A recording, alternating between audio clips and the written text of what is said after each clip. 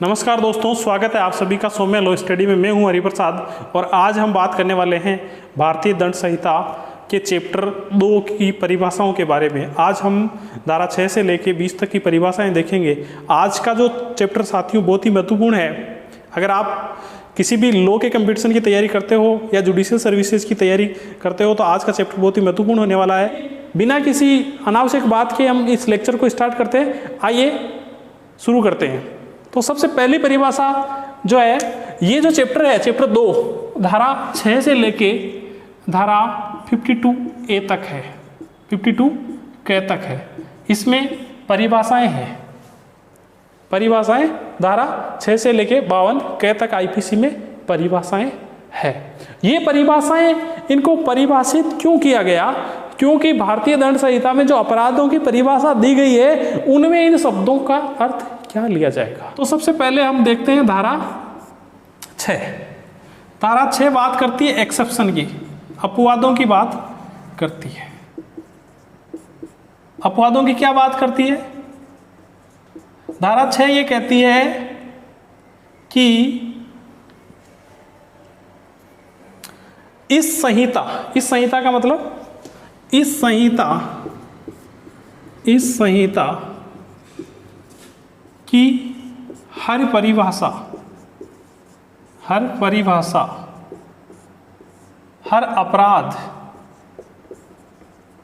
या हर दंड अपवादों के अध्ययन, यानी कि अपवाद या साधारण अपवादों के अध्ययन समझी जाएगी। अर्थात इस संहिता की हर परिभाषा, हर अपराध और हर दंड साधारण अपवादों के अध्ययन समझी जाएगी, भले इस संहिता में अपवादों को दोहराया न गया हो, चाहे अपवादों को दोहराया न गया हो। अर्थात जो बात एक बार अपवाद में आ गई है उनको बार बार दोहराया नहीं जाएगा और हर परिभाषा को जो है उस अपवाद के अध्ययन समझाया जाएगा। अध्याय 4 में क्या है? क्लासिफिकेशन में आपने देखा होगा। अध्याय 4 में क्या है? याद करो, क्या है? साधारण अपवाद। यह साधारण अपवाद में उन अपवादों का वर्णन किया गया है जिनका बचाव लेना है अपराधों में।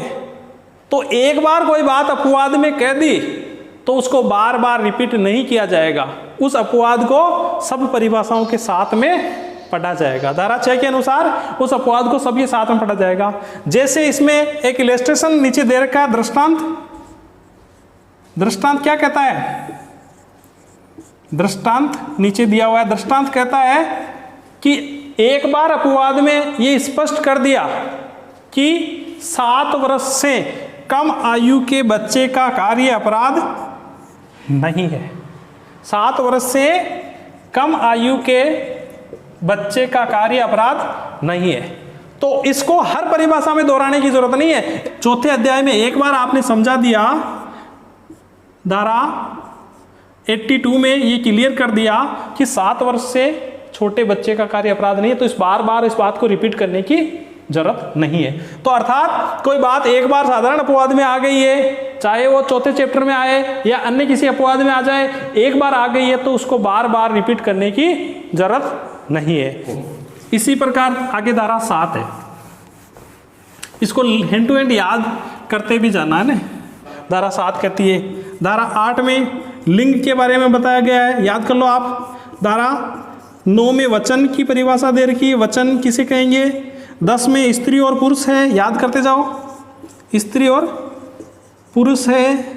धारा 11 में व्यक्ति को परिभाषित किया गया है। धारा 12 में लोक को परिभाषित किया गया है। 13 निश्चित है, 13, 14, 15, 16 और 17 में है सरकार, और 14 में है, सॉरी 14 में है सरकार का सेवक, सरकार का सेवक, और 18 में है भारत, और 19 में है न्यायाधीश, याद करते जाना एंड टू एंड, और 20 में है न्यायालय, 20 में है न्यायालय। तो अगली परिभाषा आती है धारा 7 में।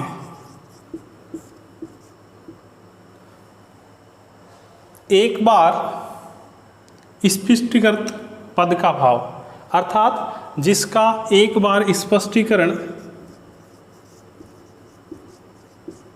भारतीय दंड संहिता में किसी भी, भारतीय दंड संहिता के किसी भी भाग में, अर्थात किसी भी अध्याय में कहीं भी एक बार किसी पद को या किसी शब्द को स्पष्टीकरण उसका दे दिया है तो उनका बार बार स्पष्टीकरण दिए जाने की आवश्यकता नहीं है। फिर अगली परिभाषा आती है धारा 8 में। 8 में आता है, अगली परिभाषा में आता है लिंग। अब लिंग से यहाँ पे क्या अभिप्रेत है? तो इस संहिता में, इस संहिता मतलब आईपीसी में, इस संहिता में जहाँ पुल्लिंग वाचक शब्दों का प्रयोग किया गया है वहाँ हर व्यक्ति अभिप्रेत है, चाहे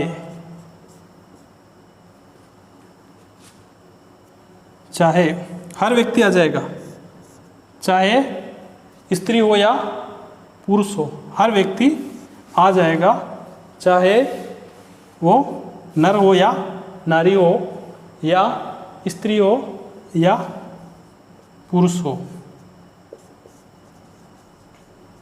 कैसे? अब क्या होता है कि जैसे मान लो आप कोई भी इसकी अपराध की परिभाषा पढ़ोगे तो अपराध की परिभाषा में क्या क्या शब्द आ सकते हैं? पुल्लिंगवाचक शब्द आएंगे। अब पुल्लिंगवाचक जैसे आ गए व्यक्ति। अब व्यक्ति कहाँ है? तो इसको आप केवल पुरुष नहीं समझ सकते। व्यक्ति में स्त्री और महिला, चाहे स्त्री और पुरुष दोनों आ जाएंगे। जहाँ शब्द आ गया वह, अब वह को क्या पुरुष ही समझोगे? नहीं। यानी कि जब तक संदर्भ से हटकर अगर आपने शब्द को प्रयोग नहीं किया है वहाँ पुल्लिंगवाचक शब्दों के अंतर्गत स्त्रीलिंग भी आ सकता है और दोनों माने जाएंगे। वह, तो वह में भी स्त्री और पुरुष दोनों आ जाएगा। जो कोई शब्द आ सकता है आईपीसी में तो भी स्त्री और पुरुष दोनों आएगा। जो कोई, वह, ऐसे शब्द आ सकते हैं, उनका स्त्री या पुरुष दोनों के संदर्भ में यूज किया जा सकता है। जो कोई कार्य करेगा तो इसमें स्त्री और पुरुष दोनों आ जाएंगे। ये नहीं है कि केवल पुरुष के लिए, वह आया तो केवल पुरुष के लिए नहीं आया, व्यक्ति आया तो केवल पुरुष के नहीं आया। जो कोई ये करेगा, वह ये करेगा, कोई व्यक्ति ये करेगा, आदि शब्द आएगा तो स्त्री और पुरुष दोनों शब्द समझे जाएंगे। फिर आएगी अगली परिभाषा धारा 9 में। 9 में क्या परिभाषा है? वचन की। धारा 9 में वचन, धारा 9 में परिभाषा है वचन की। वचन में क्या है? जब तक कि संदर्भ से तत्प्रतिकूल प्रतीत नहीं हो, नोट कर लो आप, जब तक कि संदर्भ से तत्प्रतिकूल प्रतीत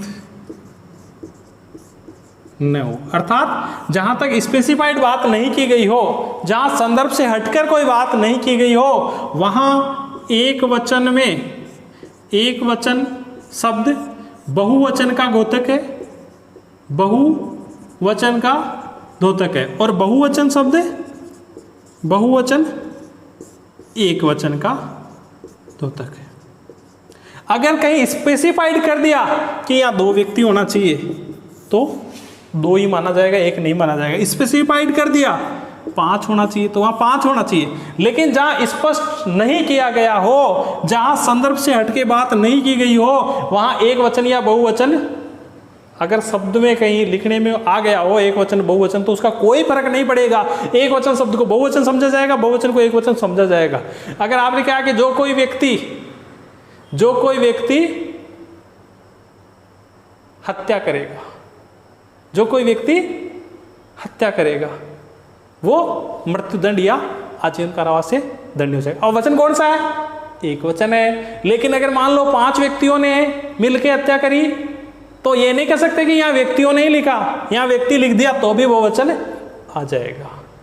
तो यहाँ एक वचन और बहुवचन का कोई फर्क नहीं है, जब तक कि कंटेक्स्ट से एक्स्ट्रा बात नहीं की गई हो, संदर्भ से हटके बात नहीं की गई हो, तब तक एक वचन पद के अंतर्गत बहुवचन आ जाएगा और बहुवचन पद के अंतर्गत एक वचन आ जाएगा। ये बात होगी धारा 9 की। अब हम बात करेंगे धारा 10 की। धारा 10 में क्या है? स्त्री और पुरुष। What do you mean by woman और what do you mean by men. स्त्री किसे कहेंगे और पुरुष किसे कहेंगे? तो स्त्री पद के अंतर्गत किसे कहेंगे? स्त्री में हर आयु की मानव नारी अभिप्रेत है, मानव नारी आ जाएगी। और पुरुष में हर आयु का मानव नर आएगा। जहां स्त्री शब्द आया है वहां हर आयु की मानव नारी का द्योतक है, और जहां पुरुष आया है वहां हर आयु का मानव नर का द्योतक है। ये नहीं है जो। अब अपने दिमाग में क्या धारणा है कि पुरुष नहीं होगा जब तक कि 18 वर्ष का नहीं होगा, पुरुष नहीं होगा जब तक कि 12 वर्ष का नहीं होगा। गलत। क्या है? आज 6 महीने का बच्चा जन्मा है, 6 महीने का बच्चा है और वो नर है तो क्या है? पुरुष है। आईपीसी के संदर्भ में वो पुरुष है। 3 महीने की बच्ची है, आईपीसी के संदर्भ में वो क्या है? स्त्री है। ऐसा क्यों है? ऐसा क्यों है? क्योंकि जो आईपीसी का निर्माण करने वाले थे, जो लेजिस्लेचर ने जिसने निर्माण किया आईपीसी का, वो चाहते थे कि कोई व्यक्ति अपराधों से इसलिए नहीं छूट जाए कि वो परिभाषाओं में समझाया नहीं गया हो। कैसे? आपने जैसे कि स्त्री की परिभाषा नहीं देते तो स्त्री को क्या समझते? स्त्री को समझ लेते कि 18 वर्ष से अधिक आयु की स्त्री होगी। अब जब आपने रेप की परिभाषा में क्या यूज लिया शब्द? स्त्री। अब मान लो 6 महीने की बच्ची के साथ में दुष्कर्म होता है तो वो अपराधी तो ये कहेगा कि यहाँ तो स्त्री की परिभाषा में आती ही नहीं है। ऐसी स्थिति में वो अपराधी छूट जाएगा। इसलिए एनी एज ऑफ हर आयु की मानव नारी, किसी भी आयु की मानव नारी स्त्री की परिभाषा में आ जाएगी। अब मेरा एक क्वेश्चन है आपसे, क्या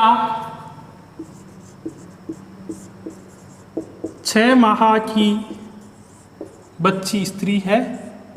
आईपीसी के अनुसार स्त्री है। 6 महीने की बच्ची स्त्री है आईपीसी के अनुसार, तो 6 महीने की बच्ची भी भारतीय दंड संहिता के अनुसार स्त्री है। इसमें केस लो लिखो, मेजर सिंह वर्सेस स्टेट का मामला। क्योंकि यहाँ 6 महीने की बच्ची को स्त्री नहीं मानते तो इसके साथ में अपराध होता है। 6 महीने की बच्ची के साथ में तो उसको दंड नहीं दिला सकते। यहाँ मेजर सिंह वर्सेस स्टेट का मामला ये कहता है कि 6 महीने की बच्ची के साथ में रेप का प्रयत्न किया गया, रेप का प्रयास किया गया, बलात्कार का प्रयास किया गया। तो यहाँ ये कहा गया कि 6 महीने की बच्ची, अपराधियों को ये कहना था कि 6 महीने की बच्ची है तो स्त्री की परिभाषा में नहीं आएगी। लेकिन यहाँ क्या लिखा हुआ है? एनी एज, कोई भी आयु, हर आयु की मानव नारी अभिप्रेत है स्त्री में, इसलिए 6 महीने की बच्ची भी कोर्ट ने कहा कि 6 महीने की बच्ची भी स्त्री है और उसके साथ में भी बलात्कार का प्रयत्न किया गया है या लज्जा भंग की गई है 354 में, तो उसको भी दंड आईपीसी के अनुसार मिलेगा। इसलिए हर आयु की मानव नारी स्त्री में आ जाएगी। अगली परिभाषा आती है धारा 11 में। सेक्शन 11 में क्या कहती है? व्यक्ति की परिभाषा। किसे कहते हैं व्यक्ति? देखिए, व्यक्ति को हम 2 भागों में बांटते हैं, एक नेचुरल पर्सन और एक लीगल पर्सन। एक तो प्राकृतिक व्यक्ति और एक विधिक व्यक्ति। विधिक व्यक्ति कौन होता है और प्राकृतिक व्यक्ति का मतलब जिसको नेचर ने व्यक्ति बनाया, अर्थात हर मानव नर इसमें आ जाएगा नेचुरल पर्सन में। और लीगल पर्सन में कौन आएगा? कंपनी,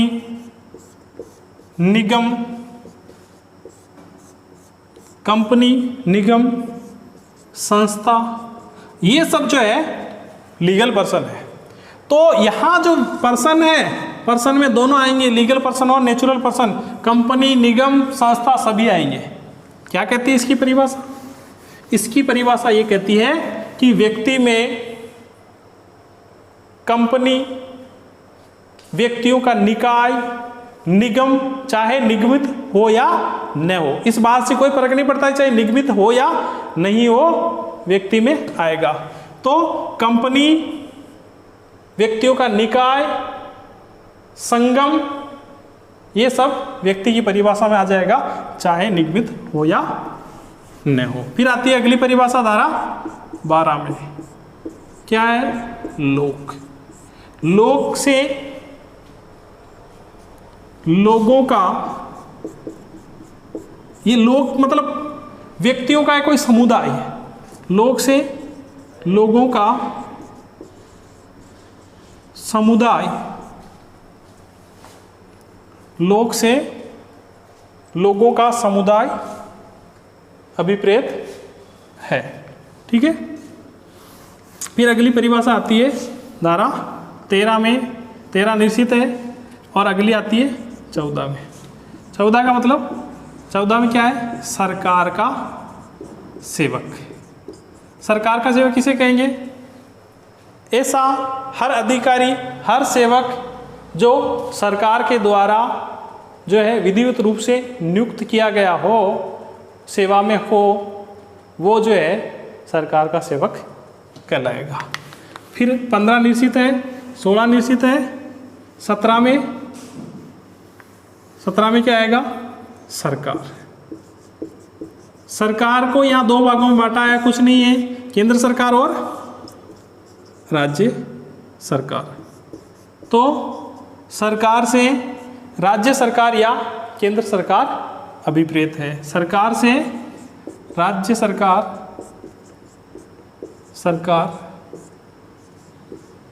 केंद्र या केंद्र में केंद्र सरकार अभिप्रेत है, अभिप्रेत है। ठीक है,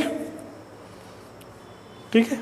फिर आती है धारा 18, सेक्शन 18। क्या है सेक्शन 18 में? इतना सा याद रखना कि सेक्शन 18 में भारत की परिभाषा है। भारत में इन्होंने क्या डिफाइन किया कि जम्मू कश्मीर राज्य को छोड़ के संपूर्ण भारत है, लेकिन अब जम्मू कश्मीर राज्य में भी आईपीसी लागू होती है, इसलिए इस परिभाषा का कोई औचित्य नहीं रहता है। केवल आपको कंपटीशन की दृष्टि से ये ध्यान में रखना कि धारा 18 में भारत है। अब तो पूरा भारत ही है, भारत से पूरा भारत अभिप्रेत है। जम्मू कश्मीर वाली बात जो है रिपील कर दी गई है।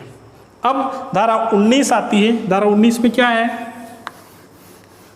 धारा 19 में है न्यायाधीश और धारा 20 में क्या है? न्यायालय। ये दोनों धाराएं अलग से याद रखना आप। न्यायाधीश किस में है? सेक्शन 19 में। अब सेक्शन 19 क्या कहता है? धारा 19 क्या कहती है कि न्यायाधीश से केवल ऐसा व्यक्ति ही अभिप्रेत नहीं है जो न्यायाधीश के रूप में नियुक्त किया गया हो। तो न्यायाधीश से वह व्यक्ति अभिप्रेत है जिसको न्यायाधीश पद पर नियुक्त किया गया हो एवं सिविल या दांडिक कार्रवाई में निर्णय देने के लिए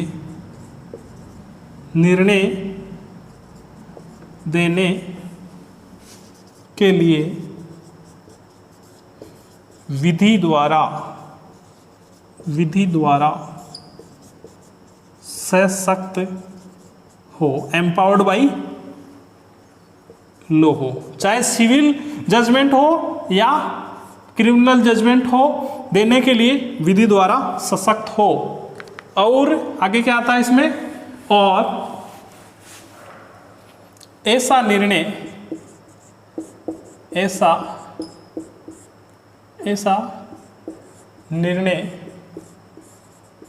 अंतिम हो जाए यदि अपील नहीं की गई हो। इस परिभाषा को याद कर लो एंड टू एंड। न्यायाधीश की परिभाषा कौन सी धारा में? तो न्यायाधीश की परिभाषा 19 में है। न्यायाधीश से ऐसा व्यक्ति अभिप्रेत है जो सिविल या दांडिक कार्रवाई में अंतिम रूप से निर्णय देने के लिए विधि द्वारा सशक्त हो। अंतिम का मतलब अंतिम होगा, लेकिन कब होगा? जब उसकी अपील प्रस्तुत नहीं की जाए। तो ऐसा व्यक्ति अभिप्रेत है जो सिविल या दांडिक कार्रवाई में निर्णय देने के लिए विधि द्वारा सशक्त हो और ऐसा निर्णय फाइनल हो जाए, ऐसा निर्णय अंतिम हो जाए यदि उसकी अपील नहीं की गई हो। अर्थात अपील की जाती है तो फिर वो निर्णय ऊपर की जो कोर्ट है वो अपने अनुसार उसमें चेंज भी कर सकती है, उसको यथावत भी रह सकती है। लेकिन जब अपील नहीं करे तो निर्णय अंतिम हो जाए, ऐसा अधिकारी यहाँ पे न्यायाधीश कहलाएगा। न्यायाधीश से दोनों कोर्टों के पीठासीन अधिकारी आ जाएंगे, चाहे सिविल कोर्ट के हो चाहे क्रिमिनल कोर्ट के हो, वो दोनों पीठासीन अधिकारी न्यायाधीश है। लेकिन उसको पावर होनी चाहिए कोर्ट को कि सिविल या क्रिमिनल जजमेंट फाइनल है अगर उसकी अपील नहीं की गई है। ठीक है, तो ये न्यायाधीश हो गया। अगली परिभाषा आती है धारा 20 में। धारा 20 में क्या है? क्या है दोस्तों? न्यायालय। न्यायालय है सेक्शन 20 में। किसे कहेंगे न्यायालय? क्या केवल कोर्ट के खाली कमरे को अपन न्यायालय कहते हैं? क्या खाली कमरा ही न्यायालय है, या जो कोर्ट रूम बना हुआ है वो न्यायालय है? नहीं, यहाँ न्यायालय वह नहीं है। न्यायालय क्या है? यहाँ खाली कमरा कोर्ट रूम न्यायालय नहीं है। न्यायालय किसे कहेंगे? यहाँ आपको ध्यान देना है कि न्यायालय से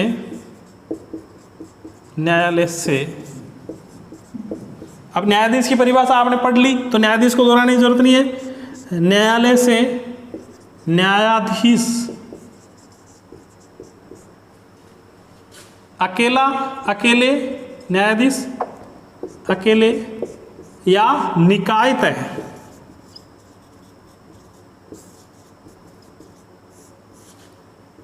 जब कार्य कर रहा हो, अकेला या निकाय तय जब कार्य कर रहा हो। न्यायाधीश शब्द का द्योतक है। न्यायाधीश शब्द का द्योतक है, अर्थात प्रतीक है। द्योतक जहां भी आया ना आईपीसी में उसको प्रतीक समझना आप। न्यायालय चाहे जज अकेला काम कर रहा हो, जो धारा 19 में जज परिभाषित है वो, चाहे तो अकेला काम कर रहा हो चाहे एक से अधिक व्यक्ति हो। जब निकाय के रूप में या अकेला न्यायाधीश जब काम कर रहा है 8% में, जब कोर्ट काम करती है तब ही न्यायालय कहलाएगा। अर्थात खाली कमरा कोर्ट नहीं है। जब पीठासीन अधिकारी बैठा है और एम्पावर्ड बाई लॉ है धारा 19 के अनुसार, धारा 19 और 20 की परिभाषाओं को मिलकर पूरी परिभाषा बनती है कि जो जज धारा 19 में डिफाइन है वो चाहे अकेला हो या फिर निकाय के समूह के रूप में जब न्यायिक कार्य कर रहा हो, निकाय जब कार्य कर रहा हो, कार्य कौन सा? न्यायिक कार्य, जुडिशियल वर्क, न्यायिक कार्य कर रहा हो। ये आप ऐड कर लेना कि न्यायालय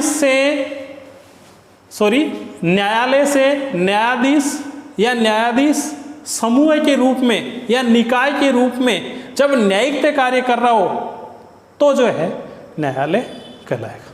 तो इस प्रकार ये आज के लेक्चर में हमने परिभाषाएं देखी है।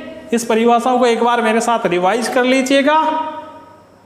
क्या क्या परिभाषा देखी?